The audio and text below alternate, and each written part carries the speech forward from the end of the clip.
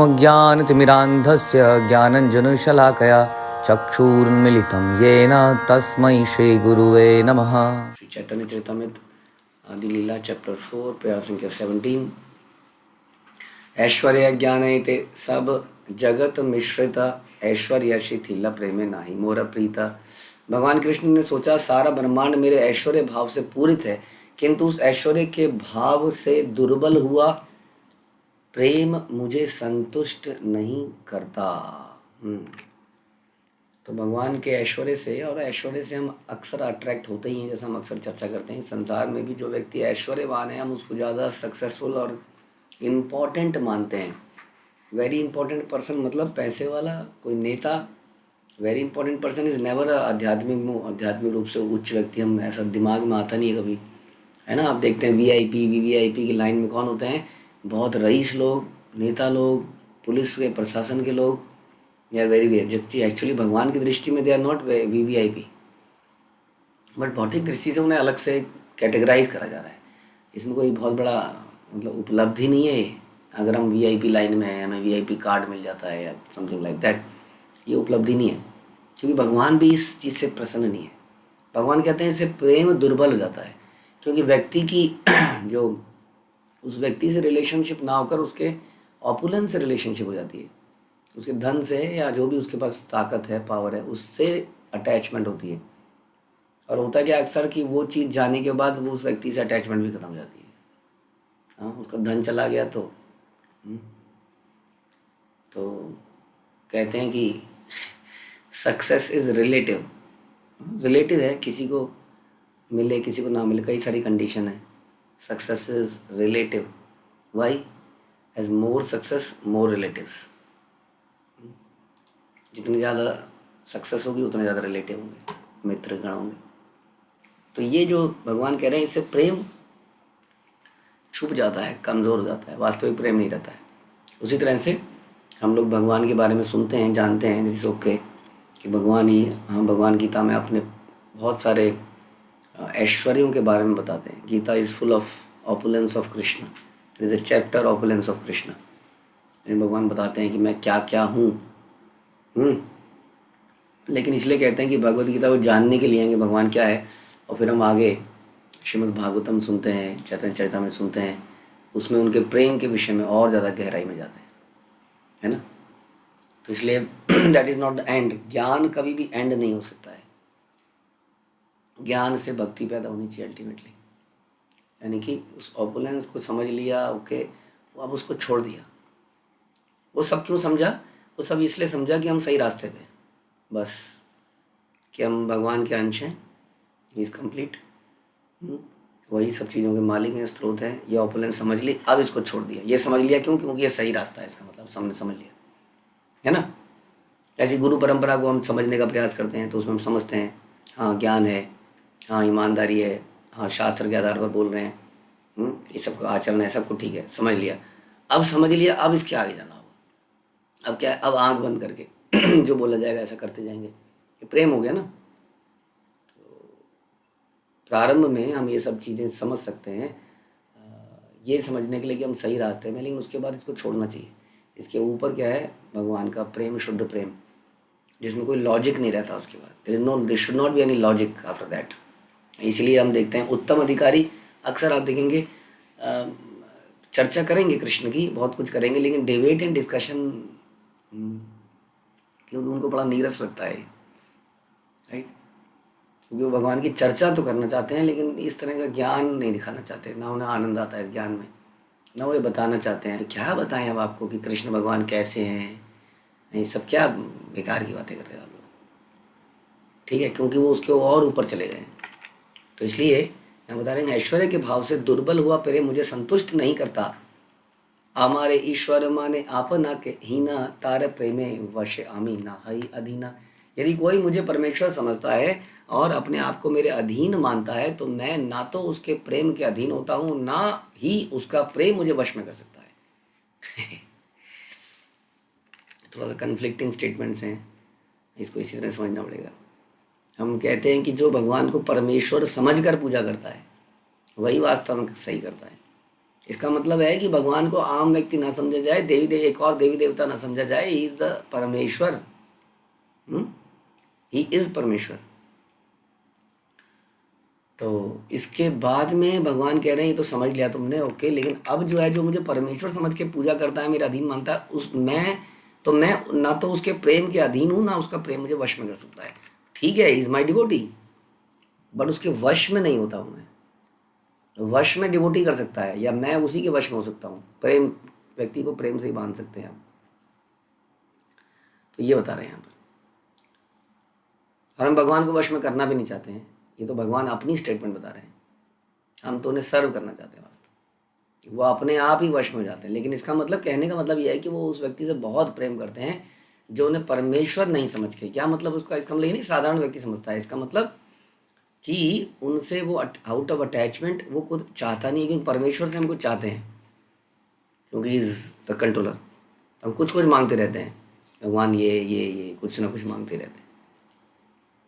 लेकिन यहाँ इस परमेश्वर से जो जिससे जिससे प्रेम हो जाता है, उसे क्या मांगते हैं? उससे उनकी सेवा मांगते रहते हैं, कुछ और सेवा, कुछ और सेवा। और बदले में कुछ एक्सपेक्टेशन नहीं होती है। हमारे जीवन में आग लग जाए, घर खत्म हो जाए, परिवार खत्म हो जाए, देश खत्म हो जाए, ये खत्म हो जाए, वो हो जाए, डज नॉट मैटर। इस कदर वो प्रेम, उसके मैं अधीन हो जाता हूँ, ऐसा बता रहे हैं। तो वहाँ तक पहुँचने का जीवात्मा को प्रयास करना चाहिए। केवल संसार में तो इतनी बातें भी नहीं करी जा रही हैं। संसार में तो बिल्कुल कर्म कांड की है, ये करोगे तो ये मिलेगा, वहाँ क्लियर कट है। थोड़ा ऊपर चले जाते हैं तो हम करता है, लेकिन बीच में फिर भी इच्छाएं रहती हैं, ऐसा हो जाए, ऐसा हो जाए, और उसके ऊपर बिल्कुल इच्छाएं भी समाप्त हो जाती हैं। तो इसलिए बता रहे हैं कि जो मुझे परमेश्वर समझता है, और अपने आप को मेरे अधीन मानता है, तो उससे भी ऊपर उठना पड़ेगा। आमा कहता ये भक्त भजे यही भावे, तारे से भावे भजी ये मोरे स्वभावे। मेरा भक्त जिस भी दिव्य रस में मेरी पूजा करता है, उसी भाव में मैं उसके साथ आदान प्रदान करता हूँ। यह मेरा सहज स्वभाव है, हर व्यक्ति का सहज स्वभाव है। इसमें क्या बड़ी बात है? लोगों को समझ में नहीं आता ये बात। जैसे कई बार हम बताते हैं, हाँ, कि लोग कहते हैं यहाँ पर गुट बने हुए हैं, यहाँ पर ग्रुप बने हुए हैं। दिस इज स्वाभाविक, ये बनना ही है दुनिया में हर जगह। इसलिए मैनेजमेंट में एक सब्जेक्ट भी है, ग्रुप डायनेमिक्स। ये समझते हुए कि ग्रुप बनेंगे, ग्रुप्स के साथ कैसे डील किया जाए ये मैनेजमेंट सिखाती है। एक मजदूर यूनियन एक अलग ग्रुप है, सीनियर एग्जीक्यूटिव अलग ग्रुप है। हर व्यक्ति अपने अपने लेवल में ग्रुप बनाता रहता है। कोई स्पोर्ट्स का चल रहा है, कहीं पर स्पोर्ट्स के प्रेमी है, तो कंपनी के अंदर ही स्पोर्ट्स ग्रुप बन जाता है। हाँ, टोस्ट मास्टर क्लब बन जाता है। हाँ, बहुत सारे ग्रुप बनते रहते हैं। Minority group, majority group, minority में ये वाले राजपूत ग्रुप, पता नहीं लोग कितने ग्रुप बनाते हैं संसार में। बन ही जाते हैं जहाँ पर कॉमन इंटरेस्ट होते हैं। तो एक हाई लेवल उद्देश्य के नीचे, विच इज़ कृष्ण भावनामृत, हमारे फिर भी उसके नीचे कई सारे इंक्लिनेशंस हैं, हॉबीज़ हैं, इंटरेस्ट हैं, स्वभाव है, उसके अनुसार ग्रुप बनते जाते हैं। We have to understand the group dynamics. तो भगवान ही कह रहे हैं कि जो इस प्रकार मेरे साथ जैसा भाव करता है, उसके साथ वैसा भाव मैं कर देता हूँ। मेरे all are my devotees. Anyway, चतुर्विधा भजन्ते माम, they are 4 people are also kind of people are also my devotees. लेकिन क्या है? आर्तो अर्थार्थी ज्ञानी जिज्ञासु। तो कौन है? कुछ ऐसी कैटेगरी हैं जो मेरे भक्त हैं, जो बड़े दुखी हैं, वो दुख का निवारण चाहते हैं, तो मैं उनके दुख का निवारण करता हूँ। कुछ धन चाहते हैं तो मैं धन दे देता हूँ। कुछ जिज्ञासु हैं तो मैंने जिज्ञासु, कुछ ज्ञान चाहते हैं, ज्ञान, तो मैं ज्ञान प्रदान करता हूँ। और ज्ञानी धीरे धीरे आगे जाके शुद्ध भक्त बनता है। तो जब शुद्ध भक्त बन जाता है, तब समस्या है भगवान के लिए। कहते हैं अब क्योंकि वो उसकी कोई इच्छा नहीं रही है, तो मैं उसको क्या दे सकता हूँ एज ए परमेश्वर? मेरे पास कुछ भी नहीं है एज ए परमेश्वर देने के लिए। हाँ, तब मैं अपने आप को दे देता हूँ। भगवान कह रहे हैं ये मेरा सहज स्वभाव है, हर व्यक्ति का सहज स्वभाव है। हमारे साथ, हमारे जीवन में भी कई लोग हमसे इसलिए जुड़े होते हैं क्योंकि हम उनकी मदद कर सकते हैं। वो जानते हैं कि यही व्यक्ति इज़ द की पर्सन, हाँ, मुसीबत में बचाएगा। तो बचाए जाने की जो इच्छा है, हाँ, वो ऐश्वर्य की भक्ति है वास्तव में। उसमें सरेंडर है, बट कंडीशनल है, क्योंकि उस पर शक्ति है, बचाएगा। जिस दिन वो नहीं बचाएगा किसी कारण से, उस दिन बेकार है, सब बेकार है। हम ध्यान रखिए, हम लोग जो इकट्ठे हुए हैं खासतौर पर इस परंपरा के अंदर, वो भगवान का प्रेम प्राप्त करने के लिए इकट्ठे हुए हैं। The purpose is to serve Krishna, and in serving Krishna we also help devotees because they are trying to serve Krishna. But in sometimes क्या होता है कि परंपरा, गुरु, हाँ, कमिटमेंट मांगती है। और इस कमिटमेंट में कई बार we have to ignore the service of devotee sometime because we have to serve some other devotee और some higher purpose as told by the guru parampara, है कि नहीं? गुरु परंपरा के अंतर्गत कई बार हमें कुछ हायर सर्विसेज में लगना पड़ता है, जहाँ पर कहीं पर लगेंगे तो किसी के प्रति तो टाइम जाएगा ही, फिर हम नेग्लेक्टेड फील करते हैं। हमेशा ध्यान रखिए, हम अटेंशन नहीं चाहते हैं। This place is not for getting attention, is हाँ क्या कहते हैं हम, साथ ही हाथ बढ़ाना। आइए और हाथ बढ़ाइए in the service of guru and Krishna. That way you will be noticed, that is the only way. ये जो पारिवारिक केयर है, these are some by products. जब हम भक्ति में आते हैं तो कुछ बाई प्रोडक्ट्स हैं, जहाँ तहाँ हमें कुछ मदद मिल जाती है, बट हमारा काम है साथ ही हाथ बढ़ाना। आइए and let's serve guru and Gauranga by our everything. शरीर को न्यौछावर कर दीजिए, है कि नहीं? कहीं पर पुल नहीं है तो वहाँ पर खुद ही लेट जाइए। ये पर्पस था हमारे इकट्ठा होने का। ये पर्पस नहीं है तो फिर we are in the wrong place. हाँ, ये भी एक ग्रुप बन गया ना। देखिए, ये भी एक ग्रुप बन गया। कुछ लोग हैं जो पुल नहीं है तो पुल पर लेटने को तैयार हैं। कुछ लोग हैं जो वेट कर रहे हैं कि पुल बने तो मैं क्रॉस करूं। तो वहाँ पे भक्तों ने पुल बनाया और पुल के ऊपर चढ़ के क्रॉस कर दिया। तो कुछ लोग ऐसे भी हैं। तो अलग अलग ग्रुप इसलिए बन जाते हैं। सम आर डेडिकेटेड, सरेंडर्ड, जो कि अपना सब कुछ निछावर करने को तैयार हैं। कुछ लोग हैं जो उसके अंदर थोड़ा फ़ायदा उठा रहे हैं। Okay, they are also good, but they are because they are devotees. Krishna devotee हैं तो भक्त लोग भी चाहते हैं कोई तो होगा जो हमारे ऊपर से जाएगा, but then it makes a group. हाँ, तो हमारी सरेंडर, हमारी शरणागति के अनुसार ग्रुपिज्म बन जाता है। इसमें कोई समस्या नहीं है, बल्कि हमें तो ये सोचना चाहिए, यार मैं इतना सरेंडर्ड क्यों नहीं हूँ। मुझे, अगर आपको लग रहा है कि I am left out suppose, तो सोचिए कि कैसे मैं भी उतना सरेंडर हो पाऊँ।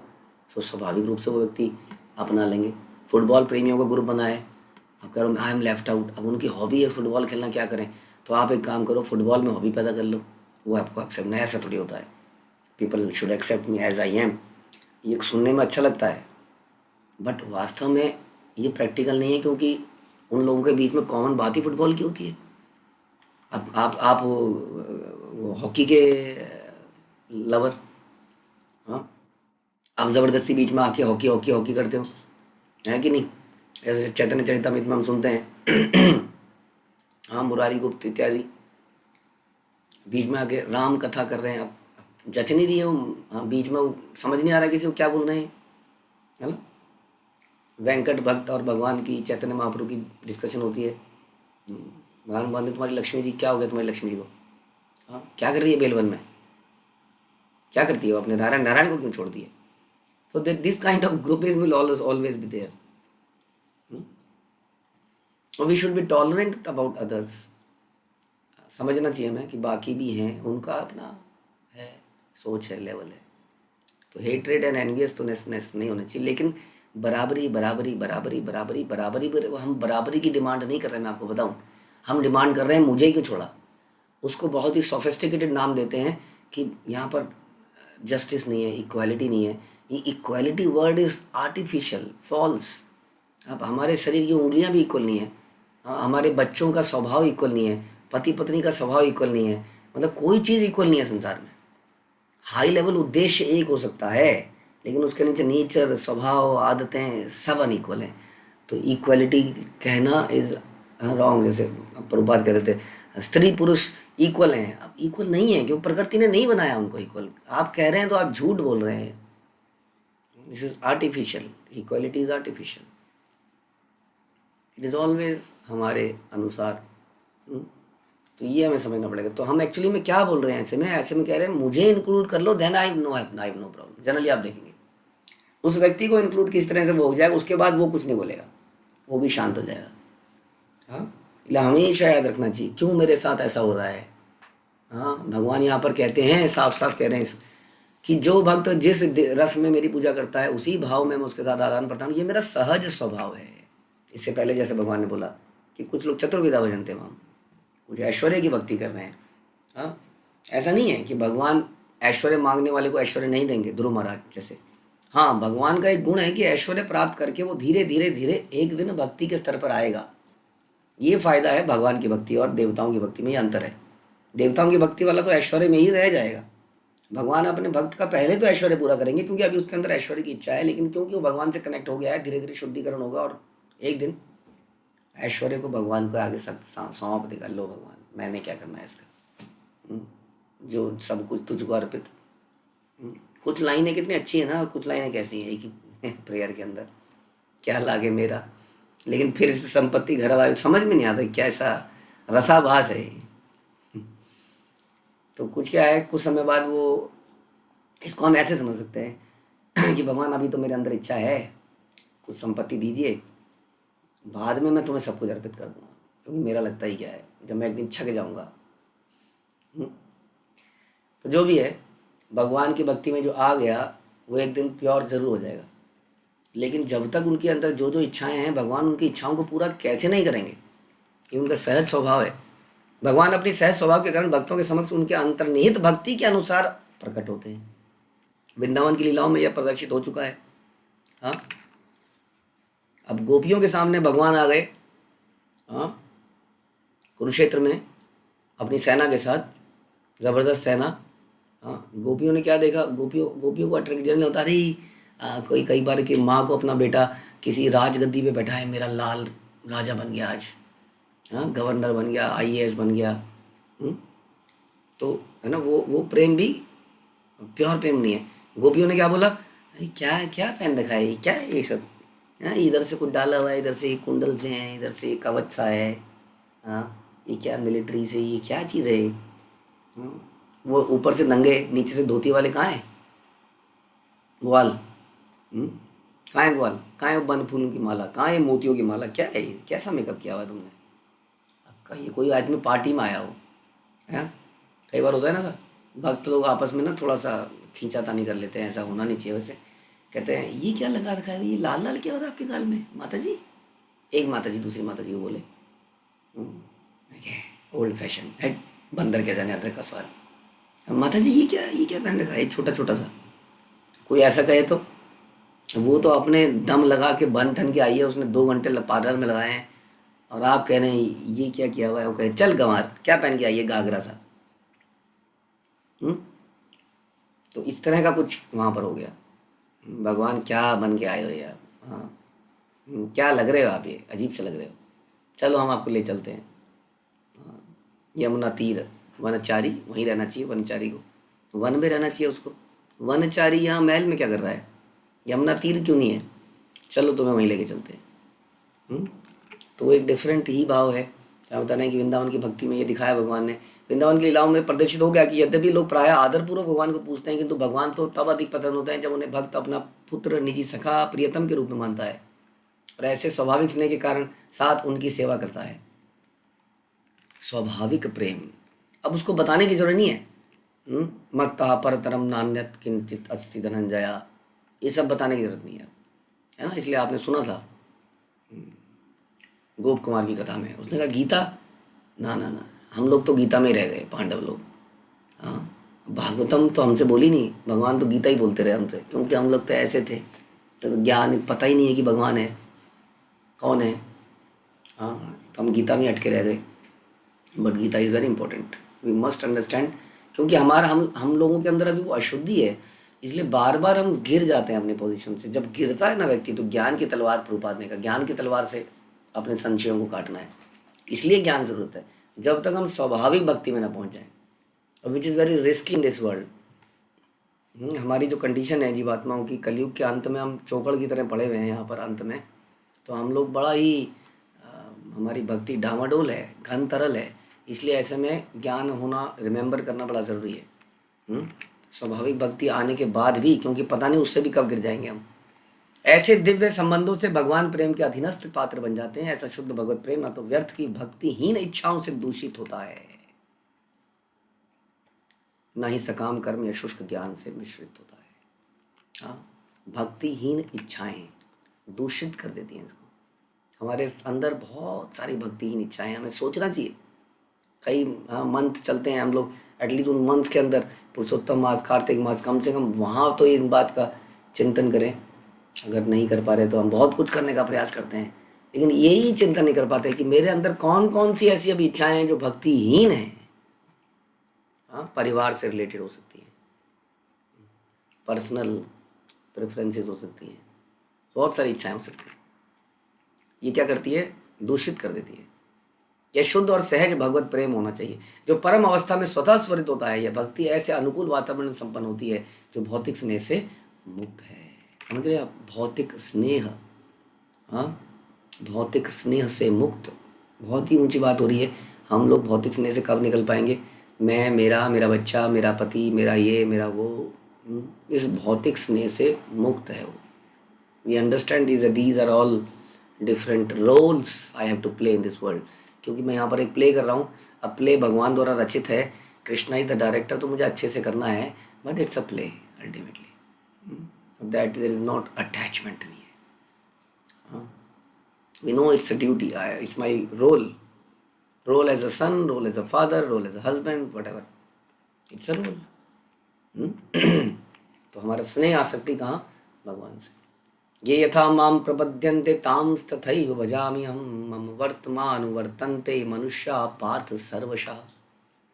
मेरे भक्त जन जिस किसी रूप में मेरी शरण में आते हैं, मैं उन्हें उसी के अनुसार पुरस्कृत करता हूँ। हे प्रताप, तो सारे लोग सभी प्रकार से मेरे पथ का ही अनुसरण करते हैं, बट फिर भी सबको बराबर नहीं कहा जा सकता। जब भगवान कुछ को तो खुद को देने को तैयार हैं और कुछ को अपना ओपुलेंस देने हैं, तो बराबर कैसे कर सकते हैं? अर्जुन का भगवान के को मांगना और दुर्योधन का नारायणी सेना मांगना, दोनों बराबर कैसे मान सकते हैं? तो जो मांगने आता है, जिस प्रकार आता है, उसी प्रकार मैं उसको पुरस्कृत करता हूँ। इवन भगवान बोलते हैं गीता में कि अगर कोई देवता के पास भी जाता है तो उसको जो गिफ्ट मिलते हैं देवताओं से, वो भी मैं ही दे रहा होता हूँ। बट उनको इक्वल तो नहीं माना जा सकता सबको। भगवद गीता में भगवान कृष्ण पुष्टि करते हैं कि पहले युद्ध के से लगभग 12 करोड़ वर्ष पूर्व उन्होंने सूर्य देव को गीता का गूढ़ ज्ञान दिया था। यह संदेश गुरु परंपरा से आगे आया, किंतु कालक्रम में ये श्रृंखला टूट गई और भगवान फिर से आए। उन्होंने भगवद गीता का उपदेश अर्जुन को प्रदान किया। उस समय भगवान ने यह श्लोक अपने मित्र अर्जुन से कहा था, जो हम ये यथा माम प्रपद्यन्ते। मोर पुत्र मोर सखा मोर प्राणपति, यही भावे यही मोरे करे शुद्ध भक्ति। आपना के बड़ माने आमर समहीना, सेई भावे हई आमी ताहर अधीना। यदि कोई मुझे अपना पुत्र, अपना मित्र या अपना प्रेमी मानकर और अपने आप को महान एवं मुझको अपने समान या अपने से निम्न मानकर शुद्ध भक्ति करता है, तो मैं उसके अधीन हो जाता हूँ। थोड़ा समझने का फेर है, कहीं समझने में कुछ और ही ना समझ लें। अपने आप को महान और कृष्ण को तुच्छ का मतलब है एक पिता अपने आप को बड़ा मानता है और बच्चे को मानता है कि बच्चा मुझ पर डिपेंडेंट है। इसका मतलब ये है। इसका मतलब ये नहीं अपने आप को महान कि मैं इतनी कंपनियों का मालिक हूँ, हाँ, मेरी 10 पत्नियाँ हैं, कृष्ण की हैं तो क्या हो गया, मेरी भी हैं, 20 गर्लफ्रेंड हैं।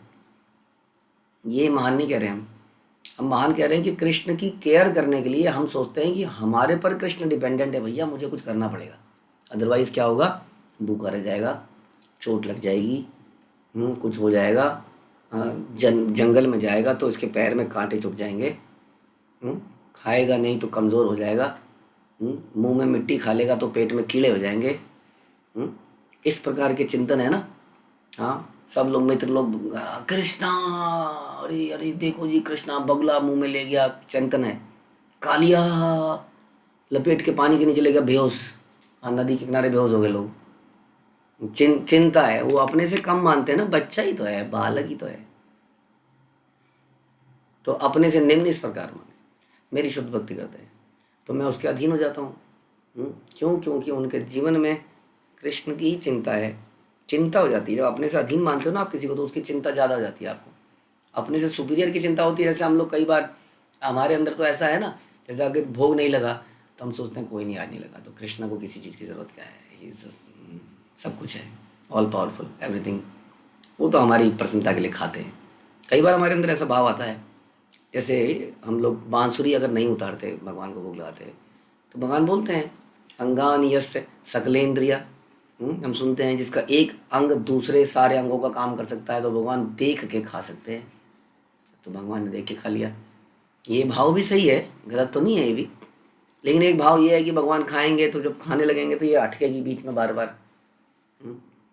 इसलिए तो ये थोड़ा सा डिफरेंस है ऐश्वर्य में और उसमें, क्योंकि अपने से सीनियर मानते हैं तो हम इतनी केयर नहीं कर पाते। हमें पता है हो जाएगा, बहुत सारे लोग हैं। जैसे कई बार हम सोचते हैं ना, हमने नहीं दिया तो क्या कोई और दे देगा। बहुत सारे लोग हैं उनके आगे पीछे नाच रहे हैं, कोई तो दे ही देगा। एक कह रहे नहीं, अगर मैंने नहीं दिया तो क्या होगा, भूल गए तो क्या होगा, ये हो गया तो क्या होगा। अपने से अधीन, वो प्रेम का लक्षण है। चैतन्य चरितामृत में 3 प्रकार की भक्तियों का वर्णन हुआ है। भक्ति साधारण, शुद्ध और विद्ध। शुद्ध आप जानते ही हैं, बिना किसी इच्छा के। मिश्रित आप जानते हैं, विद सम डिजायर। जब भक्त किसी भौतिक प्रयोजन से सकाम कर्म, ज्ञान, योग से भक्ति करता है तो मिश्रित कहते हैं, विद्ध कहते हैं, विद्ध या मिश्रित, अच्छी इच्छाओं के साथ। भगवद गीता में भक्ति योग के अतिरिक्त कर्म योग, ज्ञान योग, ध्यान योग का भी वर्णन है। योग का अर्थ है परमेश्वर से जुड़ना, जो केवल भक्ति के माध्यम से संभव है। भक्ति में परिणत होने वाले सकाम कर्म, दार्शनिक तर्क वितर्क तथा योग अभ्यास इत्यादि वगैरह, हाँ, भक्ति में परिणित होने वाले सकाम कर्म, हाँ, जिसमें कि दार्शनिक तर्क वितर्क, योग अभ्यास, ये सब है। ज्ञान योग, ध्यान योग कहलाते हैं। किंतु ऐसी भक्ति 3 प्रकार के भौतिक कर्मों से मिश्रित है। जो लोग शरीर की पहचान आत्मा के रूप में करते हैं, उनके लिए पुण्य कर्म या कर्म योग की संस्तुति की जाती है। ठीक है, पुण्य कर्म या कर्म योग। जो लोग मन की पहचान आत्मा रूप में करते हैं, उनके लिए दार्शनिक चिंतन है।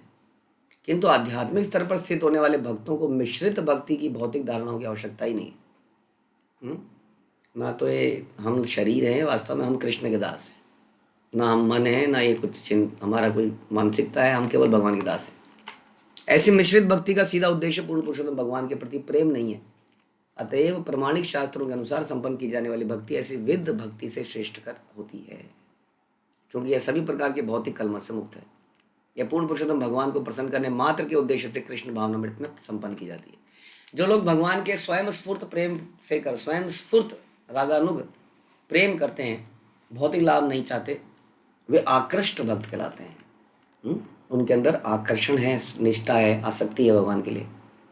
वे सेवा से आकृष्ट हैं। उन्हें एनकरेज नहीं करना पड़ता, उन्हें मोटिवेट नहीं करना पड़ता, उन्हें इंस्पायर नहीं करना पड़ता है। They are self inspired. हाँ, जो प्रेम करता है वो सेल्फ इंस्पायर्ड। आप जानते हैं कोई भी चीज़ को अगर अच्छे से करना है तो we need self inspired people, तभी कोई चीज़ आगे बढ़ती है लाइफ में। कंपनी हो, घर हो, बार बार टोक टोक कितने भी मैनेजर इकट्ठा कर लीजिए, काम बनेगा नहीं। क्योंकि आदमी सेल्फ इंस्पायर्ड नहीं, आदमी डल है, आलसी है, उसके अंदर कुछ है नहीं। वो हमेशा अपना फ़ायदा देख रहा है मेरे को क्या मिलेगा, इसलिए हाथ झाड़ के चुपके से निकल जाएगा कभी भी। लेकिन जो सेल्फ इंस्पायर्ड है वो हर जगह पहुंचा हुआ होगा, हर जगह खड़ा हो जाएगा।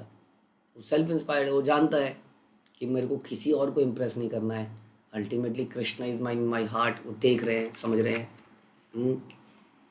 अगर वो समझ रहे हैं मेरी डुअलिटी को, मेरे जो बाहर से कुछ और अंदर से कुछ और कर रहा हूँ, सब जानते हैं।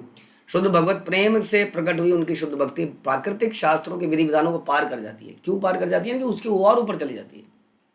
अब आप 2 बार भोग लगाते हो, 10 बार लगाते हैं, इसका मतलब ये है। इसका मतलब नहीं कि वो भोग लगाना बंद कर देते हैं, मतलब सेवा ही बंद कर देते हैं। जस्ट एन एग्जाम्पल, कि आप कहोगे कि आप विधि विधानों से ऊपर चले गए तो ये क्यों भोग लगाएंगे, क्यों माला करेंगे? नहीं, उसके बाद वो 192 माला करने लगते हैं ऐसा नहीं है माला नहीं करते हैं। हाँ, विधि विधानों के ऊपर आप समझिए कि विधि विधानों का 4 गुना, 10 गुना, 50 गुना करने लगते हैं।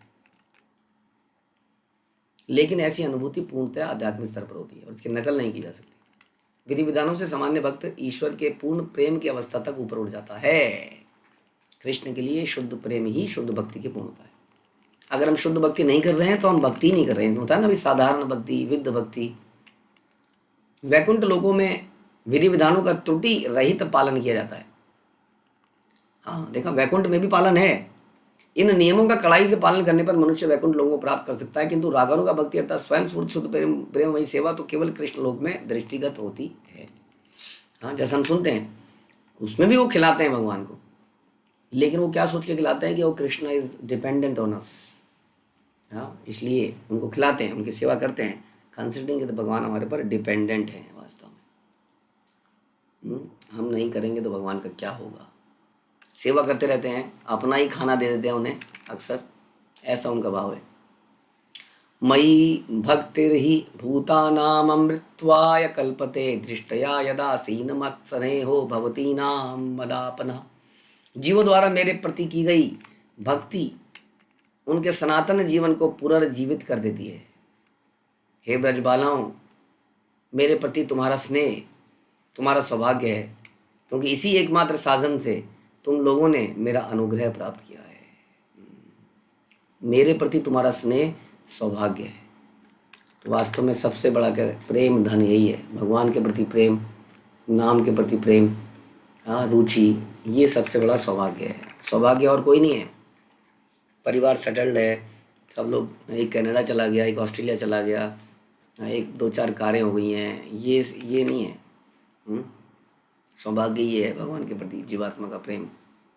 यही बता रहे हैं, हे ब्रजबालाओं, गोपियों से कह रहे हैं कि जो तुमने मेरे प्रति प्रेम प्राप्त किया है वही सौभाग्य है। यही हमें अपना सौभाग्य समझना चाहिए। आज कहते हैं आज बड़ी कृपा हो गई प्रभु जी, हाँ, रास्ते में जा रहा था, हाँ, ब्लास्ट हो गया टायर और बच गया, इधर से बस जा रही थी, इधर से मैं बीच में रह गया, बच गया, आज बड़ी कृपा हो गई। ये सारी कृपाएं नहीं है। चोर आया था, उसने दरवाज़ा तोड़ने का प्रयास किया लेकिन अंदर नहीं घुस पाया, कृपा हो गई। आज कृपा हो गया, प्रमोशन मिल गया। यही बता रहे हैं इसमें, यही तो मिश्रित भक्ति है। जब हमारे मुंह से निकलता है ना, ऐसा निकलता है कि नहीं, तभी निकलता है कृपा हो गई। कृपा तब होगी जब हमारे अंदर वो राग पैदा होगा सेवा करने के लिए। तो ये कह रहे हैं यही सौभाग्य है। शुद्ध भक्ति का प्रतिनिधित्व ब्रजभूमि के निवासियों के कार्य द्वारा होता है। सूर्य ग्रहण के अवसर पर भगवान द्वारका से आए और समस्त पंचक स्थान पर वृंदावन वासियों से मिले। यह भेंट ब्रजभूमि की बालाओं के लिए अत्यंत वेदानमयी थी, क्योंकि भगवान कृष्ण उन लोगों को बाहरी रूप से त्याग कर द्वारका में रहने चले गए थे, किंतु भगवान ने यह श्लोक कहकर ब्रज की बालाओं की शुद्ध भक्ति के लिए कृतज्ञता प्रदर्शित करी।